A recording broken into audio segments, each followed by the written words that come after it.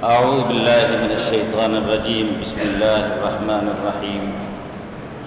الحمد لله رب العالمين، والصلاة والسلام على أشرف المرسلين سيدنا وحبيبنا وشفيعنا ومولانا وهادينا وقرة عيوننا وطبيب قلوبنا سيدنا محمد وعلى آله وأصحابه وأتباعه وأهل بيته وأنصاره إلى يوم الدين.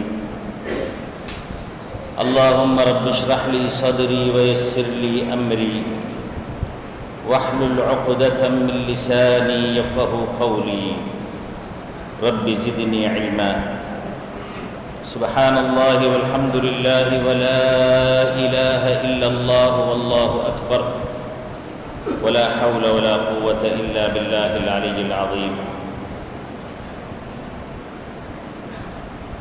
வல்ல அல்லாஹுவை புகழ்ந்தவனாகவும் கண்மணி நாயகம் ஸல்லல்லாஹு அலைஹி வஸல்லம் அவர்களின் மீதும் அன்னாரின் தோழர்கள் குடும்பத்தினர் நன்றியுடன் அன்னாரை பின்பற்றியவர்கள் அனைவர் மீதும் ஸலவாத்தும் சலாமும் சொல்லியவனாகவும் என்னை வீண்டெடுத்து ஆளாக்கிய என் அன்னை தந்தையருக்காகவும் எனக்கு கற்றுத்தந்த என் ஆசிரியர் தந்தைகளுக்காகவும் என்னை நெறிப்படுத்திய என் ஆத்மீக தந்தைகளுக்காகவும் வல்ல அல்லாஹுவின் ரஹ்மத்தும் மக்ஃபிரத்தும் கிடைக்க வேண்டும் என்றும் கண்மணி நாயகம் ஸல்லல்லாஹு அலைஹி வஸல்லம் அவர்களின் ஷஃபாஅத் கிடைக்க வேண்டும் என்றும் பிரார்த்தித்தவனாகவும் இந்த புனித தினத்திலே இங்கே கூடியிருக்கின்ற உங்களுக்கும் எனக்கும் நம்மை சார்ந்தோர் அனைவருக்கும் வல்ல அல்லாஹுவின் ரஹ்மத்தும் மக்ஃபிரத்தும் ஸல்லல்லாஹு அலைஹி வஸல்லம் அவர்களின் ஷஃபாஅத்தும் கிடைக்க வேண்டும் என்று பிரார்த்தித்தவனாக ஆரம்பிக்கிறேன்.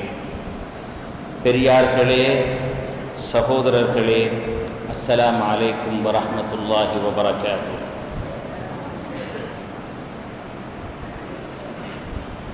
இன்றைய தினம் அல்லாஹுவினால் போற்றப்பட்ட ஸல்லல்லாஹு அலைஹி வஸல்லம் அவர்களினால் போற்றப்பட்ட அந்த லைலத்துல் கத்ராக இருக்கலாம் என்ற ஆதரவிலே அல்லாஹுவின் ரஹ்மத்தையும் மக்ஃபிரத்தையும் மலக்குமார்களின் ஆசீர்வாதத்தினையும் பெற வேண்டும் என்ற ஆசையிலே இங்கே நாங்கள் கூடியிருக்கிறோம். உண்மையிலேயே ஸல்லல்லாஹு அலைஹி வஸல்லம் அவர்கள் லைலத்துல் கத்ர் எது என்று தெரிந்திருந்தும் வல்ல அல்லாஹுவினால் அவர்களுக்கு லைலத்துல் கத்ரை அறிவிக்கப்பட்டிருந்தும்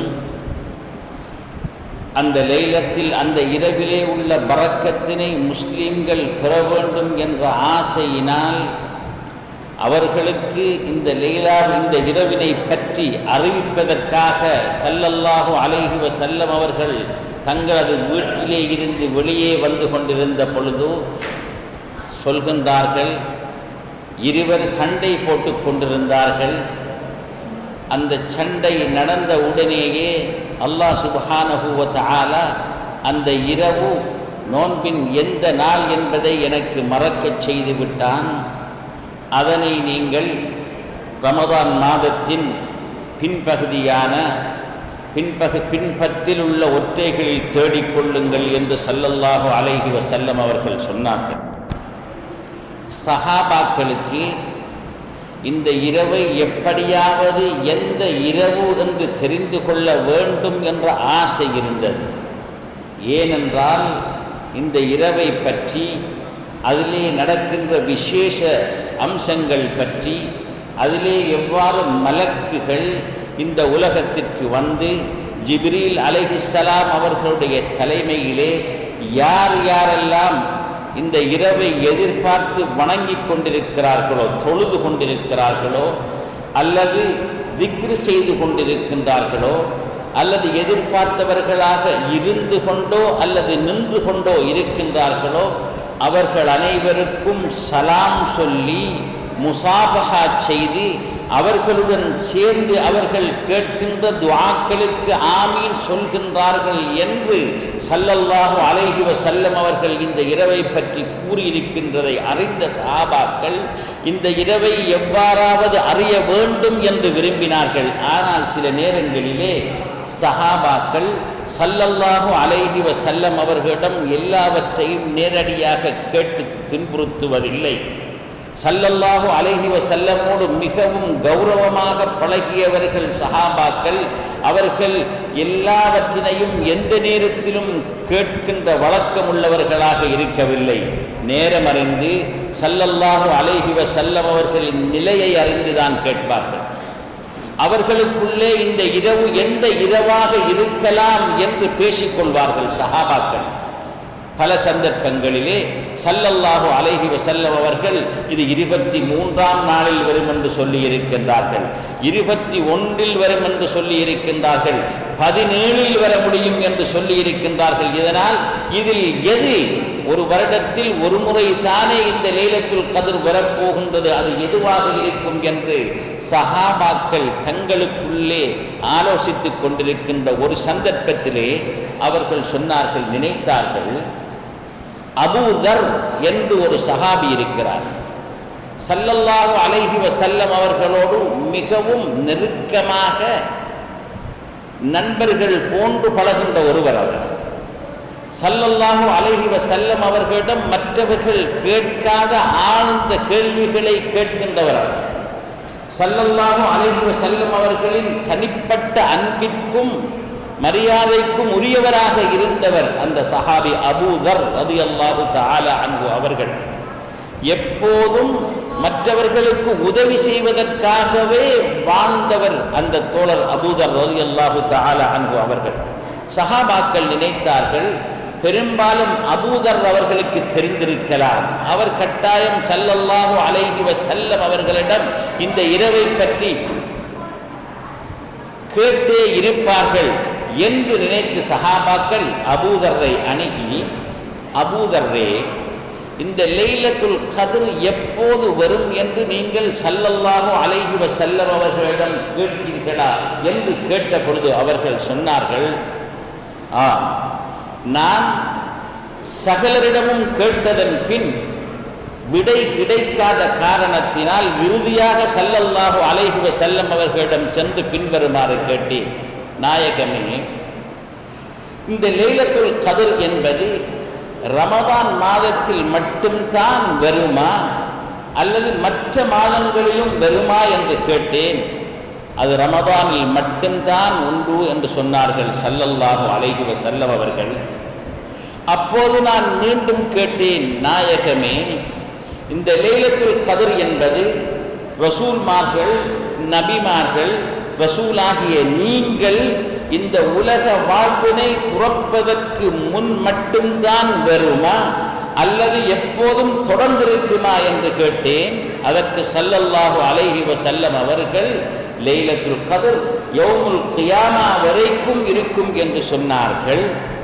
அப்போது நான் கேட்டேன், அப்படி என்றால் ரமதானில் எந்த தினத்தில் வரும் என்று கூறுங்களேன் என்று கேட்டேன். அப்போது ஸல்லல்லாஹு அலைஹி வஸல்லம் அவர்கள் சொன்னார்கள், அதை முதல் பத்திலும் கடைசி பத்திலும் நீங்கள் தேடிக்கொள்ளுங்கள் என்று சொன்னார்கள். என்று சொல்லிவிட்டு சுற்றியிருந்த சஹாபாக்களுடன் வேறு கதைகளில் ஈடுபட்டார்கள் ஸல்லல்லாஹு அலைஹி வஸல்லம் அவர்கள். சில நிமிடங்கள் கழிந்ததன் பின் நான் ஏற்கனவே கேட்ட கேள்வி ஸல்லல்லாஹு அலைஹி வஸல்லம் அவர்களுக்கு மறந்திருக்கும் என்று நினைத்து அந்த நாளினை திட்டவட்டமாக பெற்றுக்கொள்ள வேண்டும் என்ற நோக்கில் ஸல்லல்லாஹு அலைஹி வஸல்லம் அவர்கள் சொன்னது முதல் பத்திலும் கடைசி பத்திலும் அதை தேடிக்கொள்ளுங்கள் என்று. அவ்வாறு சொல்லியிருக்க சில நேரங்களின் பின் ஸல்லல்லாஹு அலைஹி வஸல்லம் அவர்கள் மற்ற தோழர்களுடன் கதைத்துக் கொண்டிருந்த பொழுது இவர் மீண்டும் கேட்டார், நாயகமே, நடுப்பத்தில் எந்த நாளில் அது என்று கேட்டார். ஸல்லல்லாஹு அலைஹி வஸல்லம் அவர்கள் அவரை திரும்பி பார்த்து, அது நடுப்பத்தில் கடைசி பத்தில் என்றார்கள். அப்போது இவருக்கு அப்போது முதல் பத்தில் அது இல்லை என்பது தெளிவாகிவிட்டது, நடுப்பத்திலும் அது இல்லை என்று தெளிவாகிவிட்டது. சற்று நேரம் இருந்தார். ஸல்லல்லாஹு அலைஹி வஸல்லம் அவர்கள் மீண்டும் தோழர்களுடன் வேறு கதையிலே ஈடுபட்டுக் கொண்டிருந்த பொழுது அவர் சொன்னார், அந்த சந்தர்ப்பத்தை பயன்படுத்தி மீண்டும் நான் கேட்டேன், நாயகமே, கடைசி பத்தில் எந்த நாள் என்று சொல்லலாமா என்று கேட்டார். அப்போது ஸல்லல்லாஹு அலைஹி வஸல்லம் அவர்கள் கோபத்துடன் பார்த்துவிட்டு அபூதர் ரலியல்லாஹு தஆலா அன்ஹு அவர்கள் சொல்கின்றார்கள், என்னோடு ஸல்லல்லாஹு அலைஹி வஸல்லம் அவர்கள் அங்கு கோபித்தது போல் எனது வாழ்க்கையிலே ஒரு நாளும் கோபிக்கவில்லை. அவ்வாறு கோபத்தை காட்டினார்கள். காட்டிவிட்டு, அபூதர்ரே, கடைசி 7 நாட்களிலும் நீ அதை தேடிக்கொள், இதன் பிறகு இதை பற்றி நீ எதுவும் கேட்காதே என்று மிகவும் கடினமாக எனக்கு சொன்னார்கள் என்று அபூதர் ரலியல்லாஹு தஆலா அன்ஹு அவர்கள் அறிவிக்கின்ற ஹதீஸினை பல ஹதீஸ் கிரந்தங்களிலே நாங்கள் வாசிக்கிறோம். சஹீஹான ஒரு ஹதீஸ். இதிலிருந்து நமக்கு விளங்குவது என்னவென்றால், இந்த இரவு நிச்சயமாக நாம் எப்போது வருமென்று தெரியாமல் இருக்க வேண்டும் என்பதில் ஸல்லல்லாஹு அலைஹி வஸல்லம் அவர்களுக்கு கரிசனை இருந்தது. அவர்களுக்கு தெரியும், சில நேரம் நம்மை பற்றி விசேடமாக அக்கறை பற்றி மக்களை பற்றி ஸல்லல்லாஹு அலைஹி வஸல்லம் தெரிந்திருக்கலாம். நாம் பிசினஸ் பண்ணுபவர்கள், அந்த நாளை சொன்னால் அந்த நாளில் மட்டும் குளித்து அழகான ஆடை அணிந்து வந்து அந்த நாளில் பாவ மன்னிப்பு கிடைப்பது நிச்சயம். அன்று அவர்கள் செய்வதை எல்லாம் செய்துவிட்டு நாம் பாவ மன்னிப்பு பெற்றுக்கொண்டு சென்று விடலாம் என்று செய்யக்கூடியவர்கள் பின் வருவார்கள் என்று தெரியும் ஸல்லல்லாஹு அலைஹி வஸல்லம் அவர்களுக்கு. அதனால் தான் ஸல்லல்லாஹு அலைஹி வஸல்லம் அவர்கள் மறக்கவில்லை, மறக்க செய்யப்பட்டார்கள். ஸல்லல்லாஹு அலைஹி வஸல்லம் அவர்கள் கருணை உள்ளவர்கள், இரக்கமில்ல உள்ளவர்கள். நாம் எவ்வளவுதான் நன்றி கெட்டவர்களாக வாழ்ந்தாலும் அவர்கள் நமக்கு இரக்கம் காட்டுபவர்கள். அப்படிப்பட்ட ஸல்லல்லாஹு அலைஹி வஸல்லம் அவர்கள் அறிந்திருக்கின்ற பொழுது, இந்த இரவில் இத்தனை பெருமைகள் இருக்கின்றன என்று தெரிந்திருக்கின்ற பொழுது நமக்கு சொல்லாமல் இருக்க மாட்டார்கள். அதனால் தான் உங்களை கஷ்டத்தில் ஆழ்த்தாமல் நானே உங்களுக்கு மறக்கச் செய்கிறேன் என்று வல்ல அல்லாஹ் சுப்ஹானஹு வ தஆலா இந்த இரவினை மறக்கச் செய்தான். ஏனென்றால் எங்களது ஒவ்வொரு இரவும் லைலத்துல் கத்ரை எதிர்பார்த்ததாக அமைய வேண்டும் என்பதுதான் ஸல்லல்லாஹு அலைஹி வஸல்லம் அவர்களின் நோக்கம். நாம் சில நேரத்திலே 28வது நோன்பை 27ஆக கருதலாம். நாங்கள் குறை பார்க்கின்ற பிரச்சனையினால் 26, 27ஆக இருக்கலாம். அவ்வாறு சுற்றிக் கொண்டு வருகின்ற பொழுது நாங்கள் ஒவ்வொரு மாதத்திலும் விடுகின்ற பிழைகளினால் ஏதோ துல்ஹஜ்ஜி மாதம் ரமதான் மாதமாகவும் பெறலாம். எனவே லைலத்துல் கத்ர் ஒரு வருடத்தில் எந்த இரவிலும் பெறலாம். அதனால் தான் சில சஹாபாக்கள் சொன்னார்கள், எந்த ஒரு மனிதன் ஒவ்வொரு நாளும் இரவில் வணங்குகின்ற பழக்கத்தை உள்ளவனாக இருந்தால் அவன் நிச்சயம் லைலத்துல் கத்ரை சந்திப்பான் என்று சொன்னார்கள்.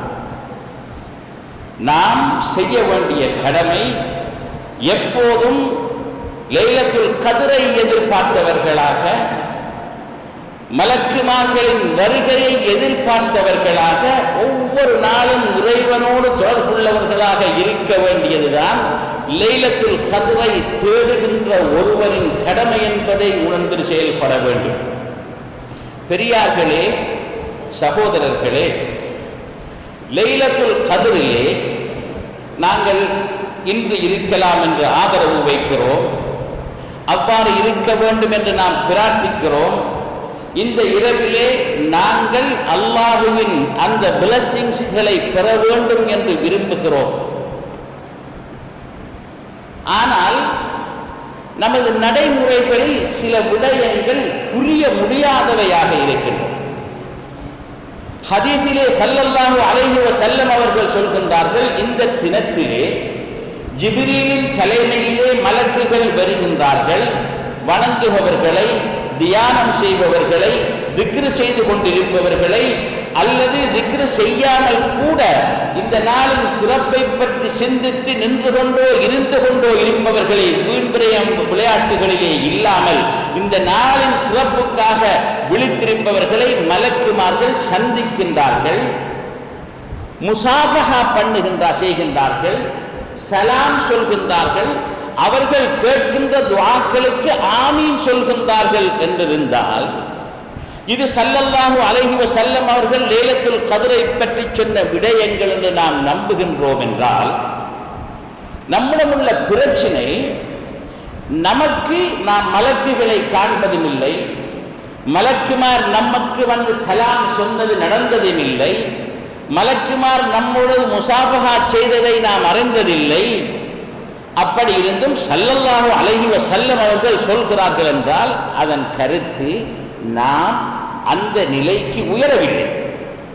மலக்குமார்களை நேரடியாக காணவோ, மலக்குமார்கள் நமக்கு வந்து சலாம் சொல்லவோ, மலக்குமார்கள் நம்மோடு முசாபஹா செய்வதற்குரியதோ அந்த நிலைக்கு நாம் நம்மை உயர்த்தி கொள்ளவில்லை என்பது அர்த்தம் என்றிருக்க, வைத்துக் கொள்ளுங்கள், ஒரு பெரியாரை பற்றி அவர் மலக்குகளை சந்தித்தாராம், மலக்குகள் அவருக்கு சலாம் சொன்னார்களாம் என்றால் அது எப்படி என்றுதான் நாம் கேட்கிறோம். அது நடக்க முடியாது என்று கூறுகிறோம். ஏன்? எனக்கு அது நடக்கவில்லை என்ற காரணத்தினால். எனக்கு அது நடக்கவில்லை என்ற காரணத்தினால் எனது வணக்கங்களில், எனது உள்ளத்தின், எனது சிந்தனையின், எனது நடைமுறையிலே உள்ள பிழைகள் என்ன என்பதை பற்றி நான் சிந்திக்காமல், அதிலிருந்து தௌபா செய்து மீண்டு நல்லவனாக வாழ முயலாமல், அவ்வாறு வாழ்ந்த ஒருவனுக்கு அந்த பாக்கியம் கிடைக்கின்ற பொழுது அதை இல்லை என்று கூறுகிறோம். இதைவிட பெருமை எதுவும் உண்டா? இது பெருமையின் வெளிப்பாடு. பெருமை என்பது அல்லாஹ்விற்குரியது.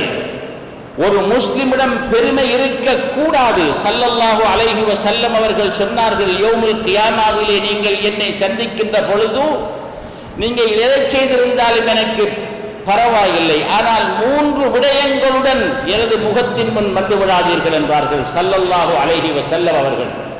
ஒன்று பெருமை, இரண்டாவது கடன். நீங்கள் கடனை எடுத்துவிட்டு அந்த கடனை கொடுக்க முடியாமல், அந்த கடனை கொடுப்பதற்குரிய வழிவகைகளை செய்யாமல் நீங்கள் அங்கே வந்து விடாதீர்கள், என்னிடம் ஷஃபாஅத்து கேட்காதீர்கள். மூன்றாவது, உங்களுக்கு உரிமை இல்லாத பொருளினை அல்லது சொத்தினை அல்லது எதையாவது நீங்கள் அபகரித்துக் கொள்வது. இவ்வாறு ஸல்லல்லாஹு அலைஹி வஸல்லம் அவர்கள் சொல்லி இருக்க, நாங்கள் பெருமை உள்ளவர்களாக, மற்றவர்களுக்கு நமக்கு கிடைக்காத பாக்கியம் ஒன்று மற்றவர்களுக்கு கிடைத்திருக்கின்றது என்று நாங்கள் அறிந்தால் அதனை நிராகரிக்கிறோம். ஆனால் இன்றைய தினம் உண்மையிலேயே லைலத்துல் கத்ராக இருக்கும் என்றால், ஃபஜ்ர் நேரம் வரைக்கும் மலக்குகள் உலாவித் திரிகின்ற நேரம் இது. அல்லாஹுவை திக்ர் செய்பவர்களை, அல்லாஹுவை வணங்குபவர்களை, தொழுபவர்களை அவர்கள் நேரிலே சந்தித்து அவர்களோடு இருந்து அவர்கள் கேட்கின்ற துஆக்களுக்கு ஆமீன் கூறுகின்ற இரவு இது.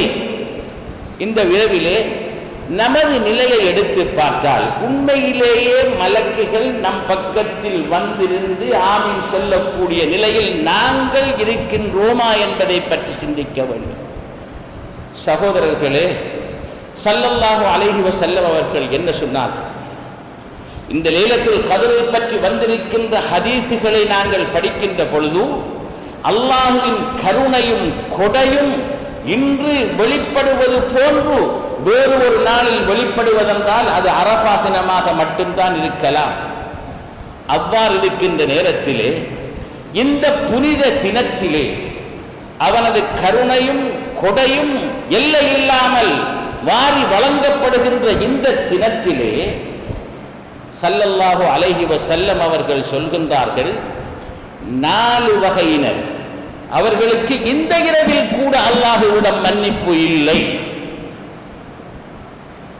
இதனை நாங்கள் தெளிவாக விளங்க வேண்டும். ஏனென்றால் நாம் மார்க்கம் என்றால் என்ன என்பதை பற்றி விளங்கி வைத்திருக்கின்ற விளக்கம் மிகவும் தவறானது.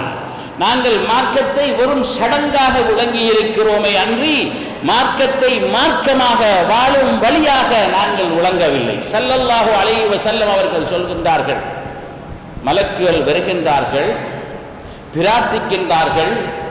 ஜிப்ரீல் அலைஹிஸ்ஸலாம் அவர்கள் ஃபஜ்ருடைய நேரம் வந்ததும், இன்னா அன்ஸல்னா என்ற சூரத்திலே வருவது போன்று ஹத்தா மத்லஇல் ஃபஜ்ர், ஃபஜ்ர் உதிக்கும் வரைக்கும் அவர்கள் உலவிக்கொண்டு மூமின்களோடு இருந்து கொண்டு அவர்கள் ஃபஜ்ர் வந்ததும் ஜிப்ரீல் அலைஹிஸ்ஸலாம் அவர்கள் சொல்வார்களாம் மற்ற மலக்குகளை பார்த்து, பயணத்தை ஆரம்பியுங்கள், திரும்பி செல்வோம் என்று.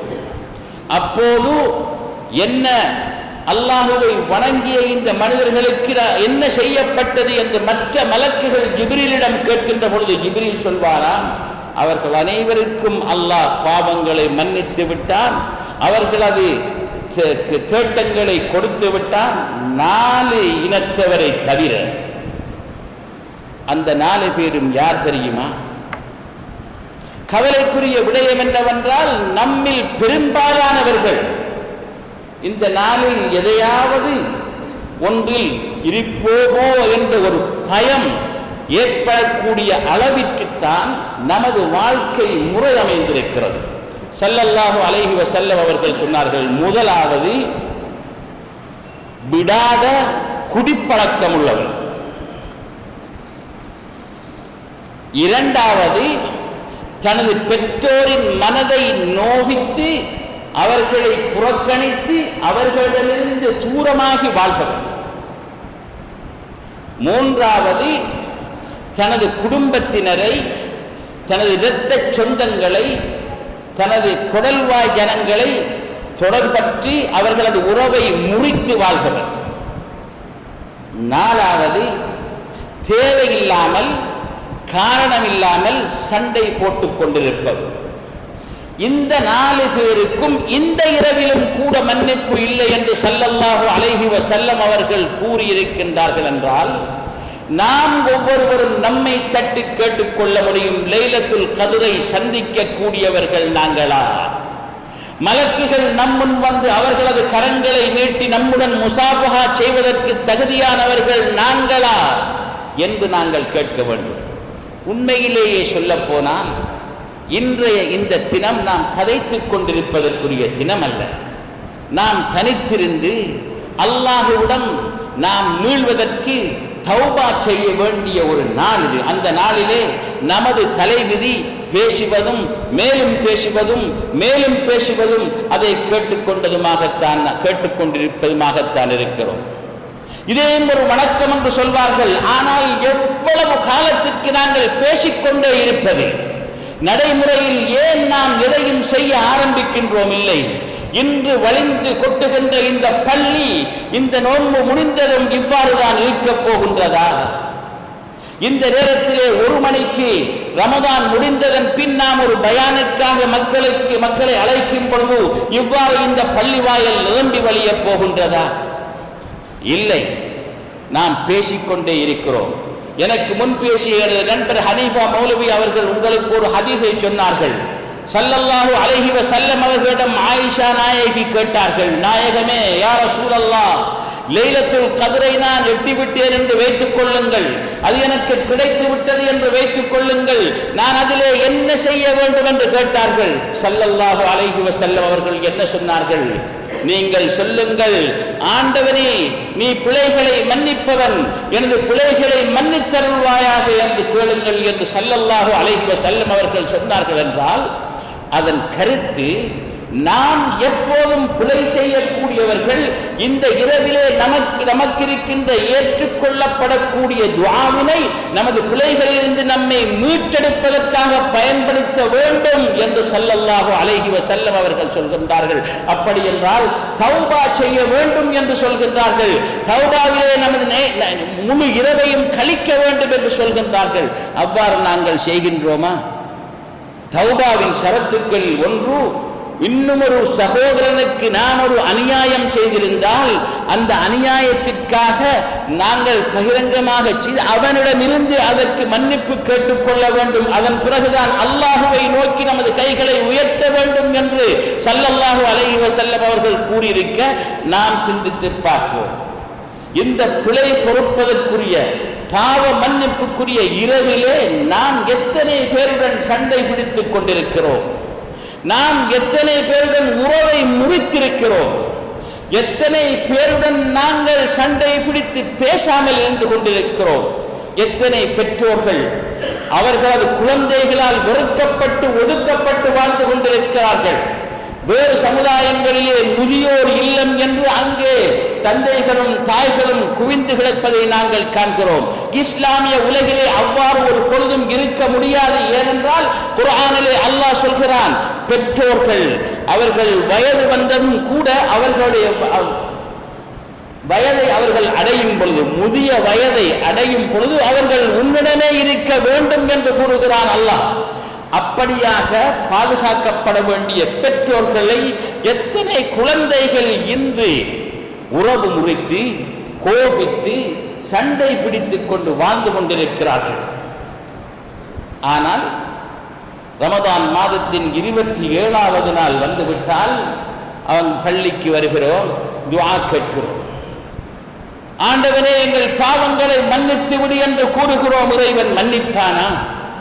அவன் சொல்லிவிட்டான், உனது பெற்றோர்கள், குர்ஆனிலே அல்லாஹ் என்ன சொல்கின்றான்?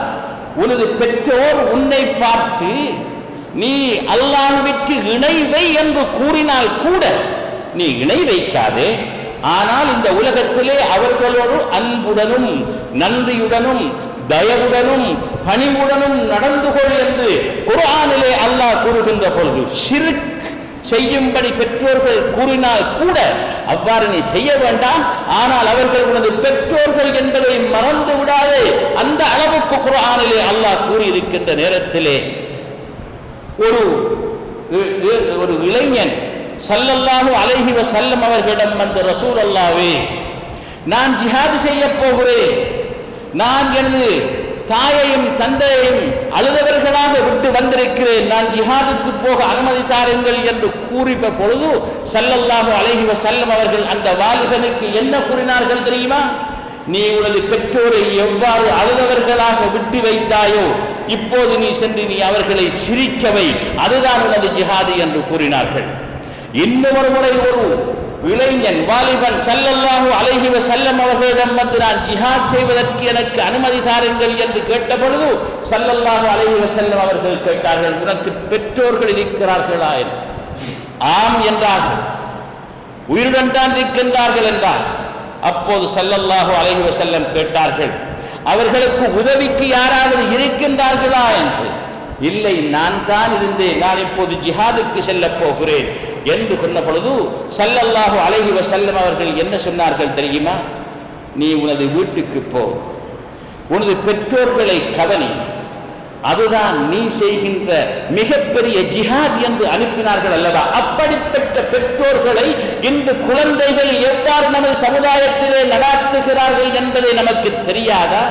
அதை தெரிந்து கொண்டு நாங்கள் பள்ளியிலே இருந்து யா அல்லாஹ் எங்களது பாவங்களை மன்னித்துக் கொள் என்று கூறுகின்றோம். எங்களது பாவங்களை மன்னிக்க நமக்கு முடியும் அந்த பாவங்களை விடுவதன் மூலம். ஆனால் நாம் விடுவதற்கு ரெடி இல்லை. அல்லாஹ்விடம் மன்னிப்பு கேட்கிறோம்.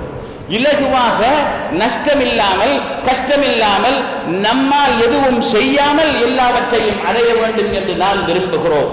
அவ்வாறு அல்லாஹ் சுப்ஹானஹு வ தஆலாவினை ஏமாற்ற முடியாது.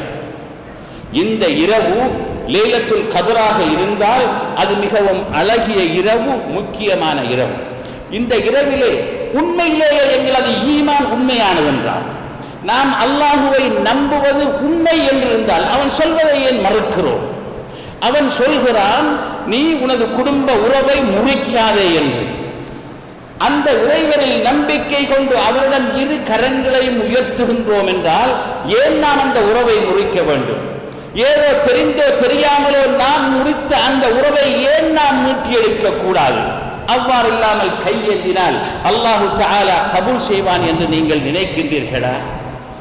பெரியார்களே, சகோதரர்களே, அதற்காகத்தான் நான் மிகவும் நடைமுறையிலே பிராக்டிக்கலி எக்ஸ்பெரிமெண்டலி அனுபவிக்கப்பட்ட ஒரு வழியை உங்களுக்கு சொல்லித் தருகிறேன்.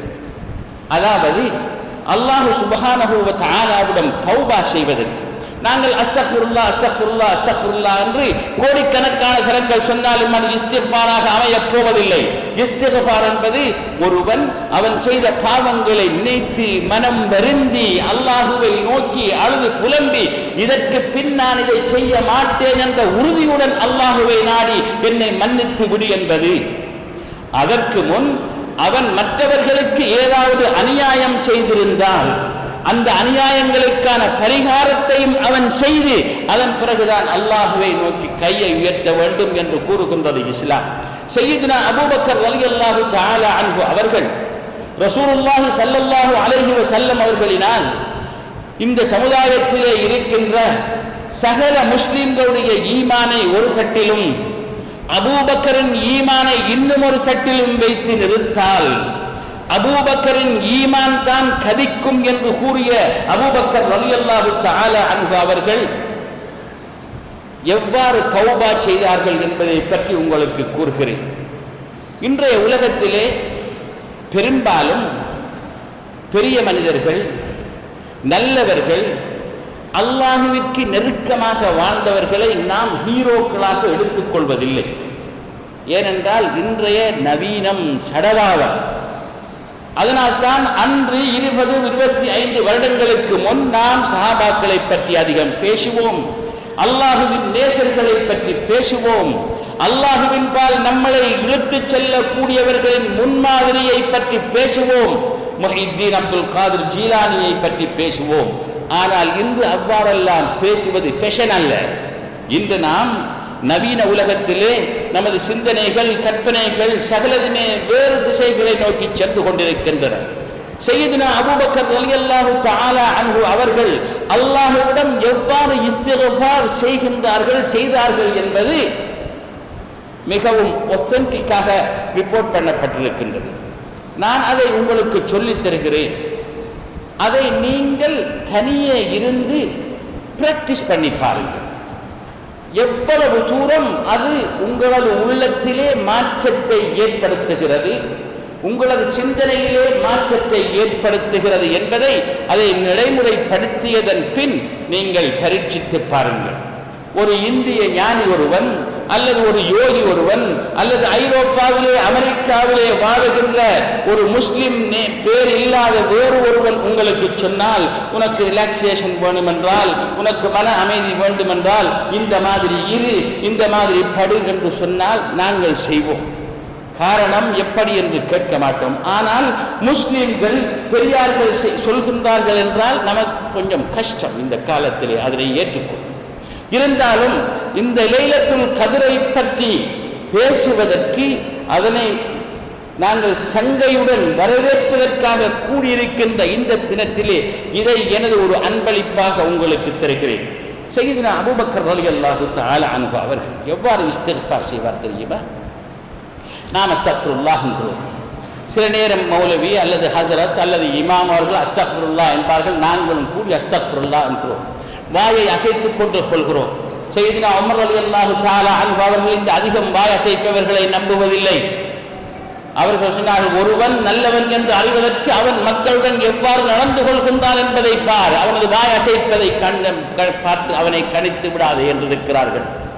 சய்யிதுனா அபூபக்கருடைய மெத்தட் என்னவென்றால், அவர்கள் சொல்கின்றார்கள், நீங்கள் இஸ்திக்ஃபார் செய்ய போகின்றீர்களா, பாவ மன்னிப்பு பெறப் போகின்றீர்களா, நீங்கள் அமைதியான ஒரு இடத்திலே தனித்திருங்கள். அது வீடாக இருப்பது மிகவும் நல்லம். ஏனென்றால் இன்று பள்ளிகள் புனிதம் கட்டுவிட்டு பள்ளிகளிலே அமைதி இல்லை. தொழ வரும் பொழுது கூட தொழப்படுபவன் அல்லாஹ். அவனே சொல்கிறான், தொழுகை எவ்வாறு என்பதை காட்டித் தந்தவர்கள் ஸல்லல்லாஹு அலைஹி வஸல்லம் அவர்களே சொல்கிறார்கள், தொழ வரும் பொழுது ஜமாஅத்து ஆரம்பித்து விட்டதென்றால் ஓடி வராதே, அமைதியாக வா. நீ அல்லாஹுவை நோக்கி சொல்கிறாய். நீ ஜமாஅத்தில் தொழ வேண்டும் என்று நிய்யத்து வைத்திருக்கின்ற காரணத்தினால் நீ வந்து சேர்ந்தாலும் பிந்தி வந்து சேர்ந்தாலும் உனக்கு அந்த நன்மை கிடைக்கும் என்று ஸல்லல்லாஹு அலைஹி வஸல்லம் அவர்கள் சொல்லி இருந்தாலும் நாங்கள் எவ்வாறு பாய்கிறோம்? நாங்கள் நன்மைகளை அளந்து வாழ்வதிலே, கணக்கு பார்த்து எடுப்பதிலே வல்லவர்கள். அதனால் தான் அவ்வாறு பாய்கிறோம். பள்ளிகளில் இன்று அமைதி இல்லை. நீங்கள் தனியே ஒரு இடத்திலே இருங்கள். இவ்வாறுதான் அபூபக்கர் ரலியல்லாஹு தஆலா இருந்து அவர்கள் சொல்கின்றார்கள். இது அவர்களுடைய அனுபவம். அந்த இஸ்திக்ஃபார் செய்யும் பொழுது நமது மனம் கசிந்து உண்மையிலேயே அல்லாஹுவில் நம்மை நாம் கன்சென்ட்ரேட் பண்ணி அல்லாஹுவிலே லயிக்க வேண்டிய ஒரு நிலையில் இருக்கிறோம். அவர்கள் சொல்கிறார்கள், நீ தனியே இருந்து ஏதாவது ஒரு கடமையான தொழுகைக்கு பின், அவ்வாறு இல்லை என்றால் உனக்கு வசதியான நேரம் வேறு ஒரு நேரத்தில் தான் வருகின்றதென்றால் ஒரு 2 ரக்காத் சுன்னத்தை தொழுததன் பின் நீ உனது கண்களை மூடிவிட்டு அத்தஹியாத்திலே இருப்பது போன்று இருந்து நீ ஒரு கற்பனை செய். எவ்விதமான கற்பனை என்றால், நீ நினைத்துக்கொள், கண்ணை மூடியவனாக உனக்கு இப்போது சக்கராத்துடைய நிலைமை வந்துவிட்டது. உன்னை வளர்த்தாட்டி வைத்திருக்கின்றார். உனது உறவினர்கள், நண்பர்கள், சகோதரர்கள், கூட்டாளிமார்கள், பெற்றோர்கள் அனைவரும் உன்னை சுற்றி இருந்து கொண்டிருக்கின்றார்கள். உனது ரூஹு உனது பாதத்திலே இருந்து வெளிவர ஆரம்பிக்கின்றது. மலக்கல் மௌத் வந்து உனது ரூஹை எடுத்துக்கொண்டே இருக்கிறார். அபூபக்கர் ரலியல்லாஹு தஆலா அவர்கள் சொல்கிறார்கள், உடனே உனது ரூஹு எடுபட்டு விட்டது என்று நினைத்து விடாதே, அதை கட்டம் கட்டமாக நினை. ஏனென்றால் அந்த உள்ளத்திற்கு அந்த கசிவு நிலையை ஏற்படுத்துவதற்கு சில நேரம் தேவை. நீ உனது காலிலே இருந்து உனது ரூஹு புறப்பட்டு உனது வயிற்றுக்கு வந்து உனது நெஞ்சுக்கு வந்து உனது மூளையை தாண்டி உனது ரூஹு எடுக்கப்பட்டு விட்டது என்று நினை. மரணித்து விட்டான் என்று சொல்லி சுற்றி இருந்த உனது சகோதரர்கள், பெற்றோர்கள், அன்பர்கள், நண்பர்கள் சகலதும் அழுது கொண்டிருக்கின்றார்கள். உன்னை அவர்கள் குளிப்பாட்டி கபனிட்டு உன்னை எடுத்துக்கொண்டு கபரிஸ்தானத்திற்கு சென்று அங்கே உன்னை அடக்கிவிட்டு சற்று நேரம் அவர்கள் நின்றுவிட்டு திரும்பி விட்டார்கள். நீ மட்டும் அந்த கபரிலே இருந்து கொண்டிருக்கிறாய். நீயும் உனது அமல்களும், உன்னையும் உனது அமல்களையும் அங்கே விட்டுவிட்டு உனது குடும்பத்தினர், நண்பர்கள், அன்பர்கள் சகலருமே திரும்பி விட்டார்கள். உனக்கு உன்னை தவிர, நீ செய்த நல்லமல்களை தவிர உனக்கு வேறு எதுவுமே இல்லை. அந்த நிலையிலே நீ இருந்து கொண்டிருக்கிறாய் என்று கற்பனை செய். இவ்வாறு இந்த கற்பனையிலே நீ சற்று நேரம் இருந்து கொண்டிருக்கும் பொழுது உனக்கு ஒரு நிலைமை ஏற்படும். உன்னை அறியாமலேயே உனக்கு ஒரு கவலை நிலை ஏற்படும்.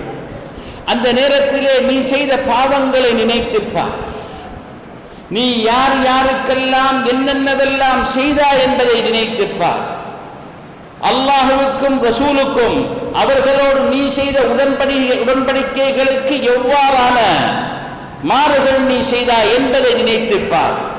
அவ்வாறு அந்த நினைப்பிலே நீ சற்று நேரம் இருந்தால் நீ காண்பாய், சகல மற்ற வெளி உலகத்தோடு சம்பந்தப்பட்ட சகல தொடர்புகளும் மறந்து இத்தனை செய்யும் பொழுதெல்லாம் நீ கண்ணை விழித்து விடாதே, கண்ணை திறந்து விடாதே.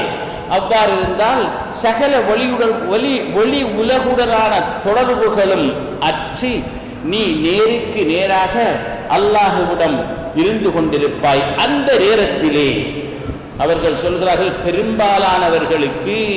பெரும்பாலான நேரங்களிலே அப்படி என்றால் சையதுனா அபூபக்கர் ரலியல்லாஹு தஆலா அன்ஹு அவர்கள் கூறுகின்ற இந்த மெத்தட் சஹாபாக்கள் மத்தியிலே பாவிக்கப்பட்டு வந்திருக்கின்றது. உன்னை அறியாமலேயே உனது கண்களில் இருந்து நீர் மல்கிக் கொண்டிருக்கும் அந்த நேரத்திலே நீ உனது வாயினால் அஸ்தக்ஃபிருல்லாஹ் என்று கூறு. அஸ்தக்ஃபிருல்லாஹ் என்ற வசனம் உனது வாயினால் வந்து கொண்டிருக்கின்ற நேரத்திலே அதன் கருத்தை உனது கல்விலே நினைத்துக்கொள்.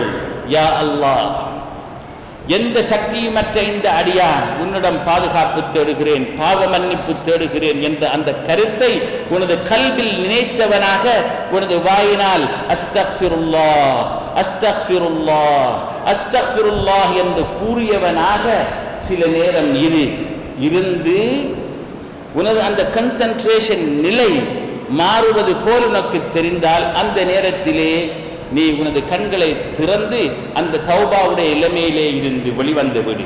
இதை ஒவ்வொரு நாளும் நீ ஸல்லல்லாஹு அலைஹி வஸல்லம் அவர்கள் எனக்கு முன் ஏற்கனவே பேசிய ஹனீஃபா கூறியது போன்று ஸல்லல்லாஹு அலைஹி வஸல்லம் அவர்கள் ஹதீஸிலே சொல்கிறார்கள், ஒவ்வொரு நாளும் நான் 100 முறை, சில ஹதீஸ்களிலே 70 முறைகள் நான் இஸ்திக்ஃபார் செய்கிறேன் என்று சொல்கின்றார்கள் ஸல்லல்லாஹு அலைஹி வஸல்லம் அவர்கள். சையதுனா அபூபக்கர் ரலியல்லாஹு தஆலா அன்ஹு சொல்கிறார்கள், இந்த பயிற்சியை, இந்த தௌபாவினை, இந்த இஸ்திக்ஃபாரை ஒவ்வொரு நாளும் நீ செய். அவ்வாறு செய்து வரும் பொழுது உண்மையிலேயே இந்த இஸ்திக்ஃபார் உனது உள்ளத்தை மாற்றி உனது உள்ளே இருந்து உன்னை அல்லாஹ்வின் பால் இழுத்துச் செல்கின்ற ஒரு சக்தியாக மாறும். அதை நீ அனுபவ ரீதியாக காணலாம் என்று கூறினார்கள். நீங்கள் அதை பரீட்சித்து பாருங்கள்.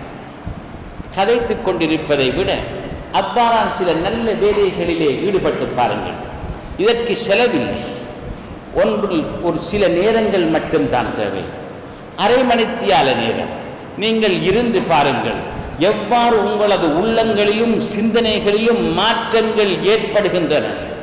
ஒரு விடயத்தை பற்றி ஒருவன் கான்சென்ட்ரேஷனுடன் சிந்தித்துக் கொண்டிருக்கின்ற பொழுது, எந்த விஷயமாக இருந்தாலும், உலக விஷயமாக இருந்தாலும் சரி, எவ்வளவு தூரமான மாற்றங்களை அவனது உள்ளத்திலே அது ஏற்படுத்துகின்றது என்பதை நம் அனைவருக்கும் தெரியும். நாம் விரும்புகின்ற ஒரு நடிகை இந்த பாதையிலே போய்கொண்டிருக்கிறாள் என்றால், அவளை பார்க்க வேண்டும் என்ற ஆசையிலே நாங்கள் அவளை பார்த்துக் கொண்டிருந்தால், நமது பார்வையும் நமது சிந்தனையும் அவளையே நோக்கியதாக இருந்தால், நமது கையிலே இருக்கின்ற வொலட்டினை இன்னொருவன் களவெடுத்து செல்கின்ற பொழுது நாம் உணர்வதில்லை. அவள் சென்றதன் பின் வொலட் எங்கே என்று கேட்கிறோம், மொபைல் எங்கே என்று கேட்கிறோம். ஏனென்றால் அந்த கன்சென்ட்ரேஷனினால் நாங்கள் மற்ற வெளி உலகுடன் உள்ள தொடர்பினை முற்றாக அறுத்து விட்டோம், அதிலிருந்து தூரமாகிவிட்டோம். அந்த ஒரு நிலையிலிருந்து தான் நாம் தௌபா செய்ய வேண்டும், அல்லாஹ்விடம் பாவ மன்னிப்பு கேட்க வேண்டும். அந்த நிலைக்கு நாம் வர வேண்டும் என்றால், முதலாவதாக நமது சகோதரர்கள், சகோதரிகள், உற்றார்கள், உறவினர்கள், நண்பர்கள் அனைவருடனும் நமக்குரிய உறவுகளை சீர் செய்ய வேண்டும். அதன் பின் தான் அல்லாஹுவை நோக்கி, யா அல்லாஹ், எங்களது பாவங்களை நீ மன்னிக்க வேண்டும் என்று கேட்க வேண்டும்.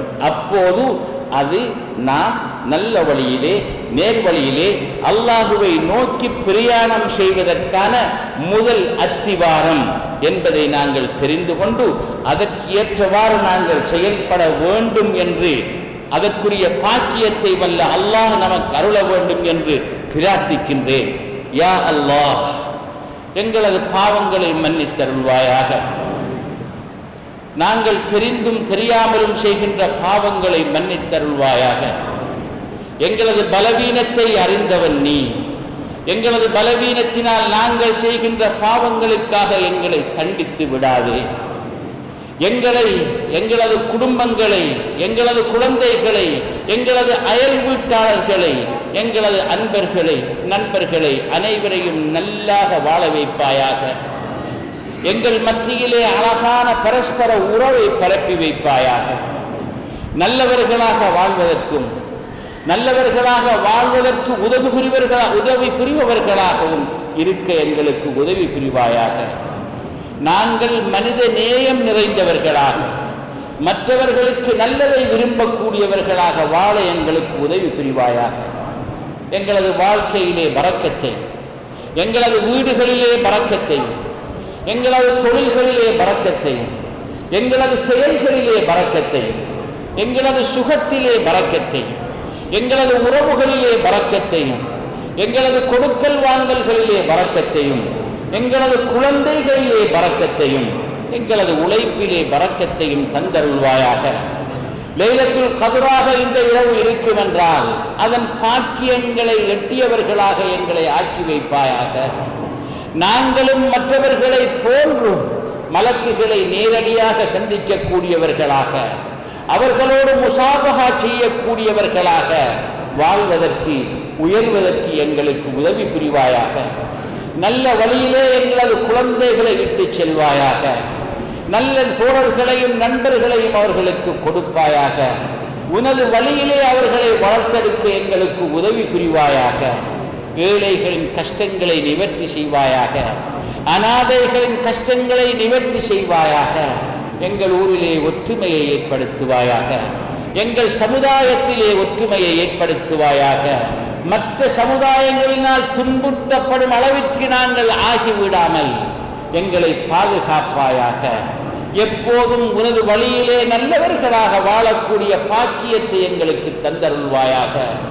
இந்த புனித இரவிலே எங்களது பாவங்களை மன்னித்தருள்வாயாக. பாவங்களை மன்னித்தருள்வதற்கு தகுதியானவர்களாக எங்களது நடைமுறைகளை மாற்றிக்கொள்ள எங்களுக்கு தௌஃபீக் செய்வாயாக. இந்த ஊரிலே பரக்கத்து செய்வாயாக. எங்கள் மனைவிமார்கள், பெற்றோர்கள், தாய்மார்கள், சகோதரர்கள், சகோதரிகள், குழந்தைகள், எம்மை சார்ந்தவர்கள்